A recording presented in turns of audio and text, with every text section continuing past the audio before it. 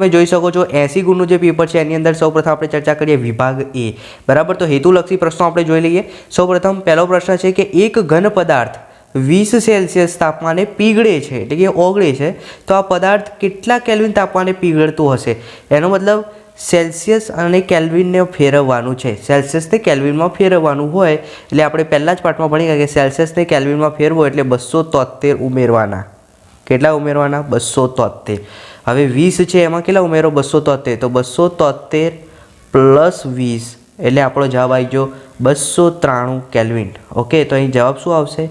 293 kelvin. Okay, આ કેલ્વિનમાં, સેલ્સિયસમાં 20 Celsius અને કેલ્વિનમાં 293 kelvin. આવડી ગયું ને? આ કેલ્વિનવાળો એક પ્રશ્ન તો આખા પેપરમાં હશે ને હશે, એ યાદ રાખજો કે 273 ઉમેરવાના। ચલો બીજો પ્રશ્ન, દરિયાના પાણીમાંથી મીઠું અલગ કરવા માટે સેન્ટ્રીફ્યુગેશન પદ્ધતિ વપરાય છે, વિધાન સાચું છે કે ખોટું? તો વિધાન તદ્દન ખોટું છે, અસત્ય છે। સેન્ટ્રીફ્યુગેશન પદ્ધતિ ના આવે મીઠું અલગ કરવા માટે, ઓકે, એ વિધાન ખોટું છે। ચલો, 2 મોલ કાર્બનમાં કાર્બન પરમાણુઓની સંખ્યા, તો જુઓ 1 મોલ કાર્બન પરમાણુમાં કેટલી હોય કાર્બન પરમાણુની સંખ્યા? તો 6.022 ગુણ્યા 10⁻23 હોય, બરાબર। તો 2માં કેટલા?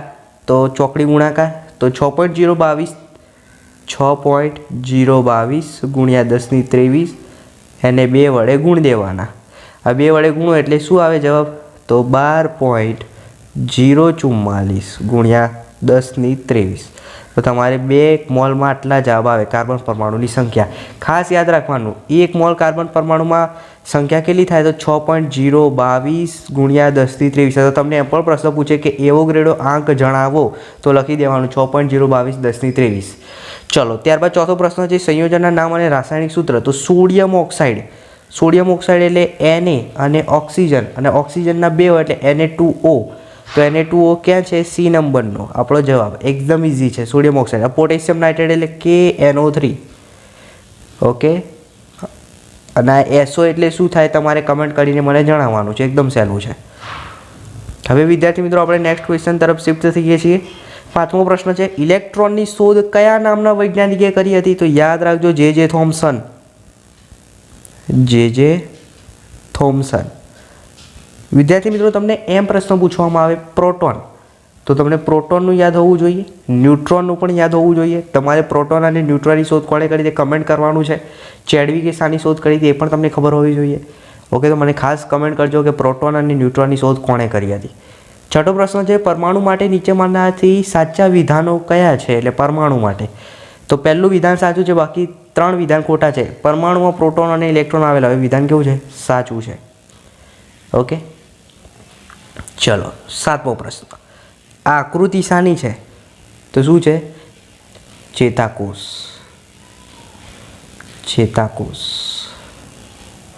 ઓકે, તો તમારો જવાબ આવશે ચેતાકોષ।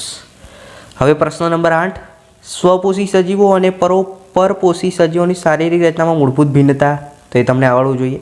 ત્યારબાદ 9મો પ્રશ્ન છે આપેલા રોગોમાંથી વાયરસ દ્વારા ફેલાતા રોગ કયા છે? તો આ તમને ચોપડીમાંથી મળી જશે અને તમને એકદમ ઇઝી છે। ક્ષય શું છે? એ રોગ એ વાયરસ દ્વારા થાય કે બેક્ટેરિયા દ્વારા થાય? ડેન્ગ્યુ છે એ વાયરસ દ્વારા થશે। પછી તાવ છે, ઇન્ફ્લુએન્ઝા અને કોલેરા। સામાન્ય શરદી ઉધરસમાં એન્ટીબાયોટિક દવા લેવી જોઈએ કે નહીં અને કેમ? તો આનો આન્સર તમારે કમેન્ટ કરવાનો છે, એકદમ ઇઝી છે, ચોપડીમાં તમે શાંતિથી જોયેલું હશે, તમને આવડી જશે। પછી ગતિ કરતાં કોઈ પદાર્થ માટે વેગ અને સમયનો આલેખ સીધી રેખા મળે છે, તો તેનો ગતિનો પ્રકાર કેવો હોય? તો સુરેખ ગતિ, બરાબર। 12મો પ્રશ્ન છે નીચેનામાંથી કયું ઉદાહરણ નિયમિત વર્તુળમાં ગતિનું નથી? એમ કીધું છે નથી, તો કયું આવશે? વર્તુળાકાર પથ પર રેસિંગ કારની ગતિ, નિયમિત વર્તુળમાં ગતિનું નથી, બરાબર, કારણ કે રેસિંગ કારની ગતિ જે છે, પછી તમને અહીંયા કહ્યું વર્તુળાકાર પથ પર ટોય ટ્રેનની ગતિ, તો રેસિંગ કારની ગતિ આપણો જવાબ આવશે। ત્યારબાદ ચંદ્ર પર તાપમાન કેટલું થાય? ગ્રીન હાઉસ અસર, આ તો તમને આવડવા જોઈએ, આ પ્રશ્નો ખાસ તૈયાર કરી દેજો, પરીક્ષામાં 100% પૂછાશે। ત્યારબાદ નીચેનામાંથી કયું તત્વ ગુરુ પોષક તત્વ છે? તો કાર્બન, હાઇડ્રોજન, ઓક્સિજન, નાઇટ્રોજન, આ બધા ગુરુ પોષક છે।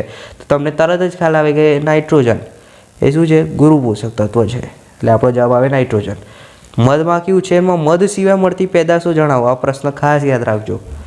હવે વિદ્યાર્થી મિત્રો આગળ વાત કરીએ વિભાગ બી 2 ગુણના પ્રશ્નો। તો 2 ગુણના પ્રશ્નોમાં ખાસ તૈયાર કરજો સમાંગ મિશ્રણ અને વિસમાંગ મિશ્રણના તફાવતના 2 મુદ્દા મોસ્ટ આઈપી પ્રશ્નો છે, ચોપડીમાંથી તમને મળી જશે, એકદમ ઇઝી છે। ત્યારબાદ આ ઓરમાં પ્રશ્ન છે, બેમાંથી કોઈ પણ એક લખવાનું કે ઉનાળાના દિવસોમાં જે સુતરાઉ કાપડ છે એ મહેશ પહેરે છે, મહેશ સુતરાઉ કાપડ, અને જયેશ નાયલોનના કપડાં પહેરે છે. આ બંનેમાંથી કયા કપડાં સૌથી વધારે આરામદાયક અનુભવશે અને શા માટે? તમારે એનું કારણ સમજાવવાનું છે. અથવા આ એક પ્રશ્ન છે એ પણ ખાસ પરીક્ષામાં પૂછાતો હોય છે કે એક પાણીનો તમે નમૂનો સામાન્ય તાપમાને અને દબાણે 375 કેલ્વિન તાપમાને ઉકળે છે. શું પાણી શુદ્ધ છે? શું આ પાણી 273 કેલ્વિન તાપમાને બરફ બનાવશે? શું થશે એ તમારે સમજાવવાનું છે. અને મોસ્ટ આઈએમપી છે 2 પેશી ખાસ તૈયાર કરી દેજો. મૃદુદક પેશી, લાદીસમ અધિચ્છદ પેશી, આ બેમાંથી 100% હશે એટલે ખાસ તૈયાર કરી દેજો. ત્યારબાદ કૂટદેહ કોષ્ઠ ધરાવતા પ્રાણી સમુદાયનું નામ તમારે આપવાનું અને એના કોઈ પણ 3 લક્ષણ જે છે મહત્ત્વના એ જણાવવાના છે. ત્યારબાદ વિદ્યાર્થી મિત્રો આગળનો પ્રશ્ન છે, ખાસ તૈયાર કરી દેજો કે જો તમારા પરિવારની અંદર કોઈને ચેપી રોગ થાય, બરાબર, તો તે વ્યક્તિને જલ્દી સાજો થવામાં મદદ કરવા માટે તમે કયા સાવચેતીના પગલાં લેશો? પરિવારના બાકીના સભ્યોને કેવી રીતે તમે ચેપથી બચાવશો? તો એનું યોગ્ય કારણ તમારે લખવાનું છે. 4 મુદ્દા લખવાના, કારણ કે 2 માર્ક્સનો પ્રશ્ન છે. ઓકે. ત્યારબાદ આ એક દાખલો છે, અચળ પ્રવેગી ગતિવાળો વેગમાનની ગણતરી કરવાનું છે ને અહીં બળ શોધવાનું છે. તો તમને ચોપડીમાંથી મળી જશે, એ એકદમ ઇઝી જ છે, બરાબર. ચંદ્ર પર દ્રવ્યમાન કેટલું હશે? 70 કિલોગ્રામ દ્રવ્યમાન ધરાવતા માણસનું ચંદ્ર પર વજન કેટલું હશે એ તમારે શોધવાનું છે. કાર્યની વ્યાખ્યા આપો, તેનું સૂત્ર એસઆઈ એકમ ખાસ તૈયાર કરી દેજો. તરંગનો કયો ગુણધર્મ પિચ નક્કી કરે છે? બરાબર. કયો ગુણધર્મ પ્રબળતા નક્કી કરે છે તે તમારે સમજાવવાનું છે. અને આ 27મો જે પ્રશ્ન છે, 26મો દરિયાઈ મત્સ્ય ઉછેર, 2 માર્ક્સમાં મોસ્ટ આઈએમપી પ્રશ્ન, ખાસ તૈયાર કરજો. હવે વિભાગ સીની અંદર 3 ગુણના પ્રશ્નો વિદ્યાર્થી મિત્રો જોઈ લઈએ. કયા પ્રશ્નો તમારે તૈયાર કરવાના છે? તો પહેલું તો દ્રવ્યના કણોની 3 લાક્ષણિકતાઓ છે એ તૈયાર કરી દેવાનું છે. ત્યારબાદ તમને આ એક પ્રયોગવાળો દાખલો પૂછાશે તો એ પણ તમને આવડવું જોઈએ. ત્યારબાદ સંયોજનના સૂત્રો લખવાની પદ્ધતિ, બરાબર. NaCl છે, કેલ્શિયમ હાઇડ્રોક્સાઇડ, એલ્યુમિનિયમ સલ્ફેટ, તો એના સંયોજનની સૂત્ર લખવાની. અને આ પ્રશ્ન ખાસ તૈયાર કરજો, આત્મઘાતી કોથળી કોને કહેવાય તેના વિશે સમજૂતી આપો. 3 ગુણમાં મોસ્ટ આઈએમપી પ્રશ્નો છે. ઓકે. હવે વિદ્યાર્થી મિત્રો વાત કરીએ 4 ગુણના પ્રશ્નો.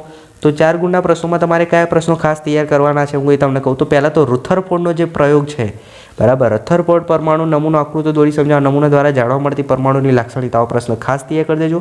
એની અથવામાં આ પ્રશ્ન પર તૈયાર કરજો, સમસ્થાનિક એટલે શું? સમસ્થાનિકના કોઈ પણ 2 ઉપયોગો, સમસ્થાનિક વિશેની સમજૂતી યાદ રાખજો. ત્યારબાદ તૈયાર કરી દેજો કે ત્રિઅંગી વિભાગના સજીવોના કોઈ પણ 2 લક્ષણ, એના ઉદાહરણ. વિહર્ગ વર્ગના સજીવો, એના લક્ષણો, એના ઉદાહરણ. પછી ન્યૂટનનો ગતિનો બીજો નિયમ, ત્રીજો નિયમ ખાસ તૈયાર કરજો. એનું બળનું સૂત્ર તમારે તારવવાનું પૂછાશે 4 ગુણમાં, મોસ્ટ આઈએમપી છે, ખાસ તૈયાર કરજો.